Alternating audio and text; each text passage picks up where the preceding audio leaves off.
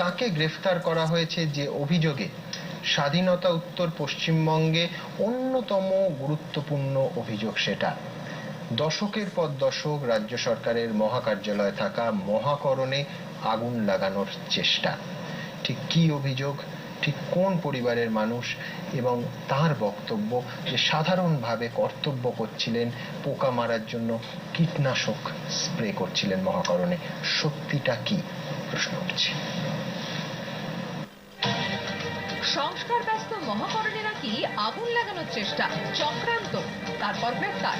স্বরাষ্ট্র সচিবের সাংবাদিক বৈঠকের পর তোলপাড় হয় গোটা রাজ্য। শুক্রবার বিকেল 5:50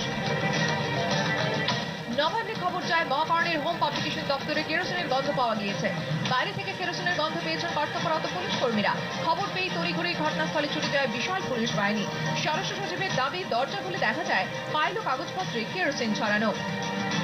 রাইটার্স বিল্ডিংস এর টপ ফ্লোরে জি ব্লকে, যেখানে হোম পাবলিকেশনস এর একটা ডিপার্টমেন্টের একটা অংশ এখনো আছে, সেখানে একজন খুবই অ্যালার্ট একজন পুলিশ কর্মচারী, একজন কনস্টেবল কেরোসিনের গন্ধ পায় এবং ওখানে গিয়ে দেখে যে ওই এলাকাতে বেশ কিছু বইপত্র, ফাইল ইত্যাদি ছিল। সেইখানে তার মাঝখানে কেউ কি কারা ওখানে কেরোসিন ছড়িয়ে দিয়েছেন এবং আমরা প্রাথমিকভাবে এটা অনুমান করা হচ্ছে যে এটা কে বা কারা এটা এই ধরনের একটা প্রচেষ্টা করছিল যাতে আগুন লাগিয়ে দেওয়া হয় রাইটার্স বিল্ডিংসে।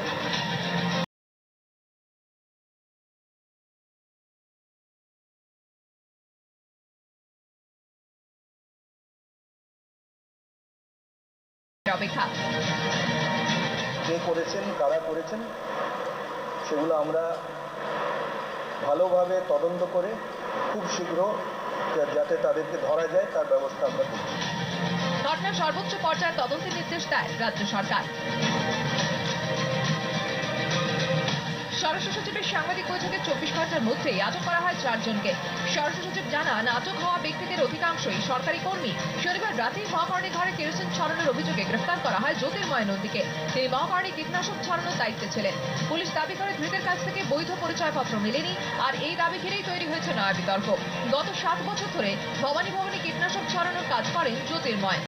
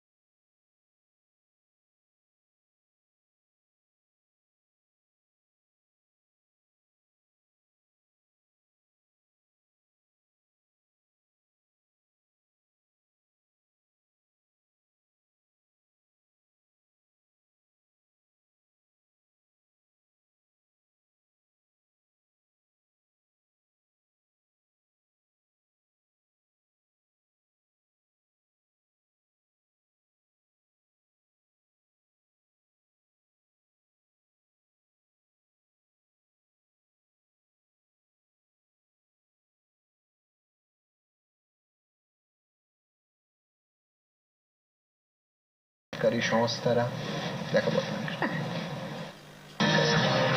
মহাকরণে আগুন লাগানো চক্রান্তের অভিযোগ। স্বরাষ্ট্র সচিবের দাবি, হোম পাবলিকেশন দপ্তর থেকে কেরোসিনের গন্ধ পাওয়া গিয়েছে। ঘটনায় গ্রেফতার করা হয়েছে লালবাড়িতে কীটনাশক ছড়ানোর দায়িত্বে থাকা জ্যোতির্ময় নন্দীকে। কিন্তু কীটনাশকের মধ্যে থেকে কি কেরোসিনের গন্ধ বেরোনো সম্ভব? কীটনাশক প্রস্তুতকারী সংস্থার দাবি, শুধু কীটনাশক ছড়ালে অনেক সময় জিনিসপত্রের ক্ষতি হয়, তাই বিপত্তি এড়াতে সাধারণত কীটনাশকের সঙ্গে অন্য কোনো তরল মিশিয়ে তারপর তা ছড়ানো হয়। অধিকাংশ ক্ষেত্রে কীটনাশকের সঙ্গে কেরোসিন কিংবা অন্য কোনো জ্বালানি তেল মেশানো হয়। কোনো র কম্পাউন্ডস কেমিক্যাল আমরা ডিরেক্টলি কোথাও ইউজ করতে পারি না, because it's an harmful. Same thing is kerosene. ওটা আমরা একটা কম্পাউন্ড, সেটা সবসময় যে কেরোসিনই ইউজ হবে তার কোনো মানে নেই। And if it is an easy composition, তাহলে আমরা কেরোসিনটা উডের ক্ষেত্রে বেসিক্যালি ইউজ করে থাকি, ড্রেনেজ সিস্টেমের ক্ষেত্রে ইউজ করে থাকি, যাতে অয়েলের প্রলেপটা থাকে আর কেমিক্যালের যে সাবস্টেন্স অ্যান্ড মরেলটা সেটা যেন অনেকক্ষণ ধরে স্টে করে সেখানটা। যদিও এক্ষেত্রে কীটনাশকের সঙ্গেই কেরোসিন মেশানো ছিল নাকি কেউ আলাদাভাবে তা এনেছিল তার উত্তর তদন্তেই মিলবে।